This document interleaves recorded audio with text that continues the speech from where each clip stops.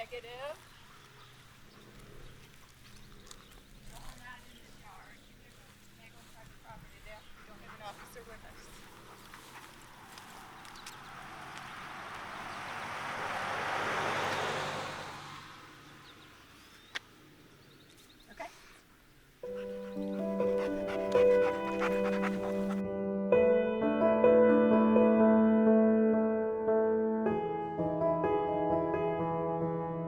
My name is Jenni B, and I've been doing canine search and rescue for 25 years now. I'm currently on my 7th certified working dog.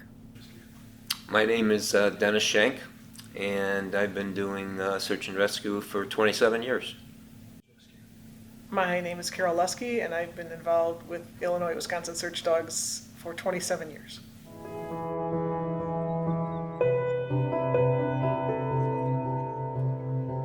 At the time I started, I was a police officer in a nearby community, and I was part of the investigative section, and we were involved in a serial killer case where a offender dismembered a woman and disposed of body parts along the Illinois-Wisconsin border.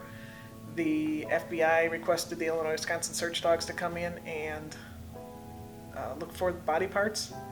And when I saw that, I knew that was something I really wanted to get involved in. I actually started in New England. I had lived in Asia for several years, and when I came back to the United States, I wanted to do something volunteer. And originally I was going to do technical rescue, and then I thought, oh, it'd be fun to have a dog. And that started this journey, and it's never-ending learning. It's very exciting. It's wonderful to give back to your community, and it was addicting in some ways because you could never learn it completely. The Illinois-Wisconsin Search Dogs is a all-volunteer, not-for-profit organization that assists law enforcement and fire personnel in locating missing people. We do something just about every day. The unit trains organized trainings 3 times a month, but we pretty much train every day doing something, whether it be obedience, agility, or any of our trained disciplines. Most of the IllWis dogs are trained in 3 disciplines. Each dog or each handler begins with a tracking trailing dog, and that is where they follow the specific scent of a specific person, and you're attached to them by a lead. We also do human remains detection, which is generally done off lead unless it's an urban setting, and the dogs are trained to look for all types of human remains. So somebody who might have committed suicide or died because of the elements, even clandestine graves, cold homicides, things like that. And then our third area of specialty is water recovery, in which case the dogs are telling us on the surface of the water where they detect scent of a deceased person under the water. And that aids fire departments and EMA to where to put the divers in to find the body. Water is actually one of my favorite specialties. The dogs are, despite popular belief, they're not smelling the body at the bottom. They're smelling what floats up to the top. So like bath oil in a bathtub that floats to the top. And they're telling us where that breaks the surface. So if this is the surface and you have a body here, the current under the water might make it drift to here, and this is where the dogs would detect it. Now you add wind in this direction perhaps, and the dogs might detect it here. So we actually work with the divers and our experience to tell them, probably you should check 20 feet ahead of where the dog's alerted. So it's not necessarily you drop a stone and it falls into the, on top of the body. There's a little bit more of the puzzle where you're figuring out wind currents, wind on the top, surface currents, thermoclimes, which can hold the scent underneath, and various things like that. Depends on the breed of dog, the size of the dog. The larger the dog, unfortunately, the shorter the lifespan normally is. I've been very blessed with my dogs. My first dog was a mixed breed. He lived till he was 17. He actually worked till he was 15. My second dog was a German Shepherd, and he lived till he was 15 and worked till he was 13. So I got a lot of time out of those two dogs. I've had a couple dogs that didn't stay in the program very long. I worked them for a number of years, but they had to be retired early. And my current dog is almost 11, and he is still working. And his replacement is a year old and still working on becoming certified. So it kind of depends on the dog. You know, it's breed, it's size, you know, because our dogs go through a lot on searches. You know, hopefully there's no injuries, so that's really hard to tell. But it really depends on the dog. You know, you want to work. You know, as long. You know, this is a fun thing for the dog, so you want them to work as long as they're able to. But again, once you feel that they are no longer up for the task, because this is such an important part of life, that you know, you have to call it quits. But really it depends on the breed of the dog and the dog's health. Obviously in super hot weather, you know, you can't be working on asphalt very long because the asphalt gets hot. You're worried about heat exhaustion and such and whatnot. Black dogs tend to have more problems than white dogs in that sort of situation. The same is with the cold. You're worried physically that the dogs can't work as long. My German short-haired pointers are actually winter dogs, and they love the winter, and they overheat too much in the summer. So that's what I mean by individual dogs. And then there's scent characteristics too. If it's super dry, low humidity and hot, it's harder for the dogs to detect scent. And likewise, if it's way below freezing, it's harder to detect scent. And humans feel the same thing. A nice, moist, 50-degree day, you smell everything in your environment. And to the dogs who are much more sensitive, ideal weather conditions make for ideal tracking or human remains detection. If it is that emergency 3-year-old missing, we're going to get our dogs out there, but we're going to be very careful monitoring their work time and their heat, and they're keeping them cool, and you know, water breaks, frequent breaks, that kind of thing. So heat is probably the most detrimental. Very, very, very cold is detrimental for me. But pretty much rain, you know, we'll be out there working as long as there's no lightning. We'll work it. For the Illinois, Wisconsin search dogs, our certification process is it's a multi-tiered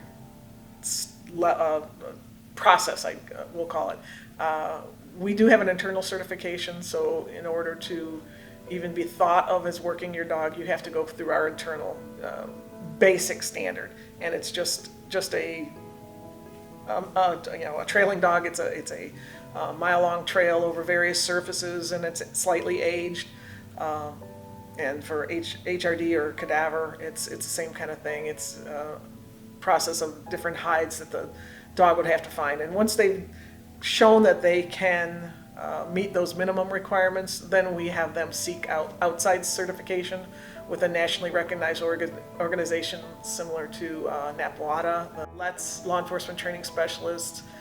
There's a few other national organizations that the team recognizes their certification, and you know, that's recognized in the court systems and that kind of thing. So that takes quite a process, and there's an expense involved in that, so that's why we kind of want to do the screening with our internal team testing, but they have to get some kind of outside certification too, because we want them to be able to testify in court and have the backing of that organization that the dog is certified and, you know, can perform to this particular level. It actually changes based on technology. In the days when I first started, we had a lot of lost hunters, a lot of lost people who can now self-rescue because of cell phones, GPS, and the likes. So technology has changed our profiles, And then local assets might change it. We work for individual departments, so it's what those departments know you for. So we do quite a bit of cold criminal cases now because we have some excellent forensic HRD dogs. And then we do probably our tracking trailing is mostly either despondents, autistic, children, or Alzheimer's patients. Well, there again, in the past 25 years, we've seen a lot of changes in the legal cases of the dogs and working the dogs. If we're working criminal cases, we have to be very aware of things such as search warrants and private property and such and whatnot. So we work with the police and try and support their cases rather than destroy cases. It's become much more litigious state, so our dogs actually have no bite work training. We do friendly fines only. So if you have an Alzheimer's or an autistic child or somebody who might react in a violent way towards an unknown dog approaching them, our dogs are trained to just be friendly. Oh, we can also add that our single largest operating expense is probably our liability insurance, which is a modern issue. The best part is the satisfaction of helping a family out, bringing a loved one home. That's why we do it. Oh, the worst part is getting a call at 2 o'clock in the morning in the middle of winter. So, but again, you do what you need to do. This is a commitment. I had 3 previous dogs. I went back and forth as far as did I want to get a 4th dog. I couldn't, for 2 months, I kind of stayed away from search and rescue when I retired my last German Shepherd, and it's in your blood, so I had to get another pup. So now I have another pup. He's nine months old, and pretty soon will be mature enough to go on searches. Even though he's certified, he still needs maturity.